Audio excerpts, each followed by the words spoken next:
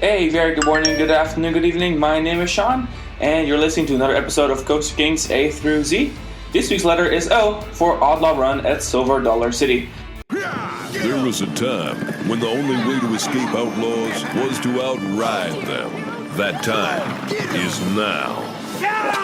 Silver Dollar City presents Outlaw Run, the first wood coaster in the world to twist upside down 3 times. The only one of its kind with a drop this steep and speeds that leave the bad guys in the dust. The new Outlaw Run, only at Silver Dollar City. Let's ride. You go first. It's actually one of our favorite RMCs. Actually, I think it's our favorite RMC, period. We absolutely love the design. It's also one of our favorite Herschend family entertainment coasters. One of the reasons that we frequently visit Silver Dollar City, despite its not so convenient location in the middle of Missouri, from where we're coming from Florida. But still always worth the trip. We usually end up flying into northern Arkansas, or it's part of a larger trip, like through Texas or something, because it's approachable if you're flying into the area. But always worth the trip. Now, the thing about Outlaw Run is that it's the first of only 3 remaining all-topper track coasters. Topper track is a system of wood coaster style track. It features several layers of wood topped with a concrete-filled steel rail. Topper track has been used in several applications, including to retrack whole roller coasters, or to, of course, build them from scratch, like Outlaw Run, but also to replace high-stress areas in existing wooden roller coasters.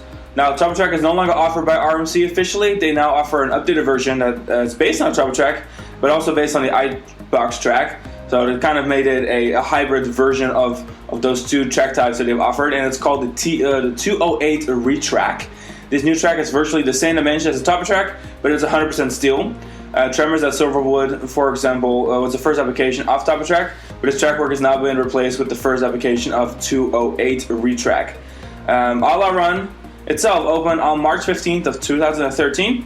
It's 895 meters long, which is at 2,937 feet long. Features a 49.3 meter first drop, which is 162 feet tall, and a drop at the 81 degree angle. Of course, drops have gotten quite steeper since then, but back then that was probably the steepest that RMC had done so far. And the coaster reaches speeds of up to 109.4 kilometers an hour, which equates to 68 miles per hour. The ride cost $10 million and was designed by Alan Schilke himself, famous for other attractions like New Texas Giant, for example, but also Tennessee Tornado and the infamous X2 at Six Flags Magic Mountain. Now, the ride features 3 inversions: the world's first overbank flip and a double hardline roll finale. Became the only operating wooden coaster to feature inversions when it opened.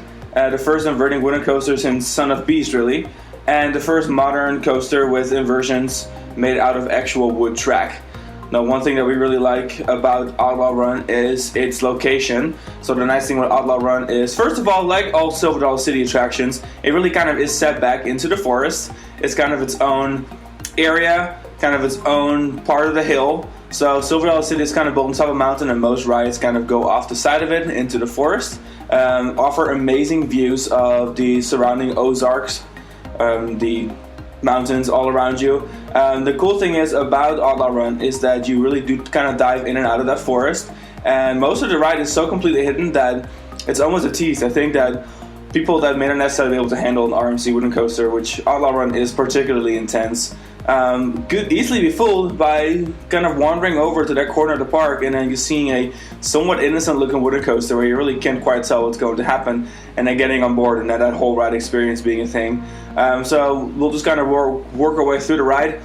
Outlaw Run starts with its lift hill, and it has a little pre-drop, almost the shape of X2's drop, really. And then you have that 81 degree drop that goes down into the valley that's right below it, and then you have your first overbank inversion, which gives quite a bit of nice ejector air, but it's not super intense. And then you have a series of airtime hills, S-turns, that kind of work your way a little bit back up the hill, and then you have a overbank turn that crosses underneath the lift hill, after which you again dive down a little bit of a slope, and then you have 2 more airtime hills that then lead to the double barrel roll up. Now, this element at the end is absolutely spectacular. I'm surprised I haven't done it since. I do get that it's quite heavy on the body. I think every time we have ridden it, it's one of those things where it's like, oh my god, like it just takes a lot out of you. If you sit in the front row, you kind of rush through those 2 barrel rolls that are upward quite quick, and then when you get out of the barrel rolls, it's all quite a smooth moment. But when you're in the back, when you get to the final of the 2 barrel rolls, you kind of hang in that restraint quite a bit. It kind of gives you that gut punching idea, but a little bit slower, that RMC is of course known for. But overall, that's one of my favorite elements in the world. It's just so spectacular having that much speed, and then seeing that hill right in front of you and needing to get all the way on top of it. Instead of just like having airtime hills going up, you barrel your way up with that double barrel roll as the finale of the ride. Quite spectacular. Ride itself isn't very long, but I don't think necessarily rides need to be long to be good, especially when it comes to rides that are with such intensity, like Rocky Mountain construction roller coasters. There is something really pleasant about Outlaw Run having a wide variety of elements. Nothing really repeats itself, and it also has a couple of really unique elements that we just have simply not seen since, and we haven't seen before, like that overbank flip at the beginning of the ride, the double barrel roll, and just kind of the way it navigates the terrain. It's quite unique, and I think it's also why it's our favorite RMC coaster. Generally speaking, we are more of a fan of the RMC Woodies like Goliath and pre-retrack Lightning Rod at Dollywood. We haven't personally, Alex and I have not ridden Wildfire yet in Colmartin, but Sven has ridden it and he's a big fan. So, but overall, yes, our favorite RMC is Outlaw Run, kind of for the reasons that I just outlined. So if you haven't gotten on Outlaw Run yet and you're kind of on the fence on like, I'm not going to make this journey all the way to Silver Dollar City, which again, I know for some of our listeners is not the easiest to get to, I would say definitely make a trip out of it. Of course, Silver Dollar City has lots of other great stuff to offer. We're big fans of Wildfire, Time Traveler, Thunderation. There's just a lot of really good stuff there. So if you're on the fence and you're an RMC person, you have to get to Outlaw Run and get that ride in. And I think you'll really enjoy it.